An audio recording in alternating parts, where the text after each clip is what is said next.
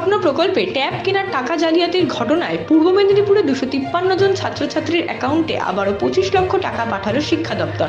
সরকারি হিসেব অনুযায়ী এই জেলায় মোট 32টি স্কুলে 253 জন পড়ুয়ার টাকা হাতিয়ে নিয়েছিল সাইবার প্রতারকরা। তার মধ্যে কোলাঘাট ব্লকের গোপালনগরের কে ইনস্টিটিউশনের 2 পড়ুয়ার টাকা ভুয়ো অ্যাকাউন্ট থেকে তাদের অ্যাকাউন্টে ট্রান্সফার করা হয়েছে। বাকি 251 জন পড়ুয়ার টাকা দ্বিতীয়বারের জন্য পাঠালো রাজ্য। গত দুদিনে তাদের অ্যাকাউন্টে 25 লক্ষ টাকা পাঠানো হয়েছে। একাদশ ও দ্বাদশ শ্রেণীর 78,118 জন ছাত্রছাত্রীর অ্যাকাউন্টে তরুণের স্বপ্ন প্রকল্পে 78,11,80,000 টাকা দেওয়া হয়। পুজোর ছুটিতে জানা যায় 4টি স্কুলে 64 জন পড়ুয়ার অ্যাকাউন্টে টাকাই ঢোকেনি। ওই 4 স্কুলের প্রধান শিক্ষক বিষয়টি জেলা বিদ্যালয় পরিদর্শকের নজরে আনেন। এরপর জেলা শাসকের নির্দেশে এই নিয়ে ডিআই তমলুক থানায় এফআইআর করেন।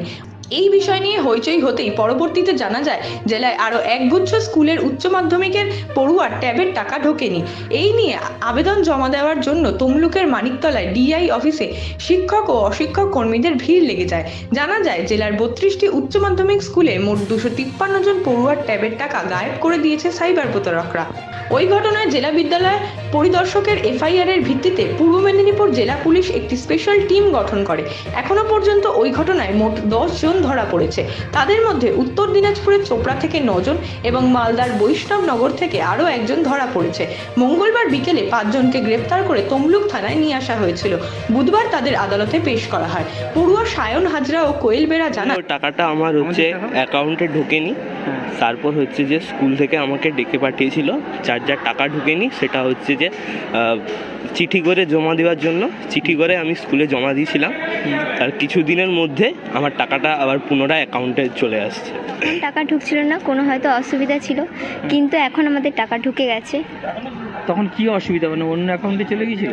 সেটা জানি না। স্কুলে আমাদেরকে যখন ঢুকেনি, স্কুলে নোটিশ দিয়ে ডাকলো, আমাদের অ্যাপ্লিকেশন জমা দিতে বললো, জমা দিলাম, তারপরে আমাদের ঢুকে গেছে। 11 জনই পেয়েছে এখন। প্রথমে ছাত্রছাত্রীরাও ভীষণ খুশি, আমরাও অত্যন্ত খুশি। যাক, সমস্যা বলতে কি হয়েছিল সেটা ঠিক একটা অপ্রীতিকরই ঘটনা, তো পরে যাই হোক সমাধান হয়েছে।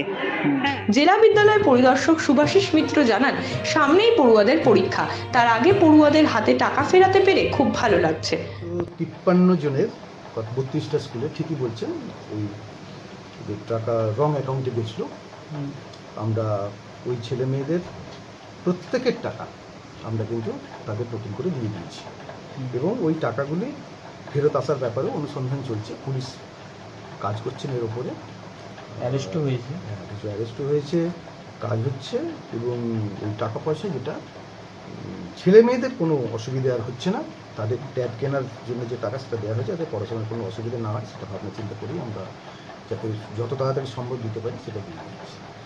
আর এছাড়াও হয় না ফেল ট্রানজ্যাকশান, যে ফেল ট্রানজ্যাকশান অ্যাকাউন্টের ভুল থাকার জন্য হয়, যেটা এই ধরনের বিষয় নয়, সেক্ষেত্রেও আমরা টাকা দিয়ে দিচ্ছি যাতে করে সত্য ছেলেমেয়েরা ওই ট্যাব কিনে নিয়ে পড়াশোনা করে।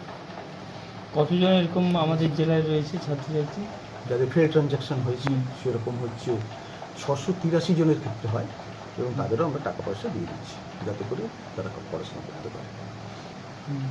এটা কি মানে রাজ্য সরকারের নির্দেশ ছিল, মানে মুখ্যমন্ত্রী? রাজ্য সরকারের নির্দেশ হচ্ছে যে অতি সত্বর যত তাড়াতাড়ি সম্ভব ছেলে মেয়েদের হাতে টাকাটা যাতে তুলে দেওয়া যায়, ট্যাবের এই টাকা সেটাই আমরা দিয়ে ফেলেছি। আমরা অলরেডি দিয়ে দিয়েছি যাতে করে ছেলেদের কোনো রকম অসুবিধা না হয়।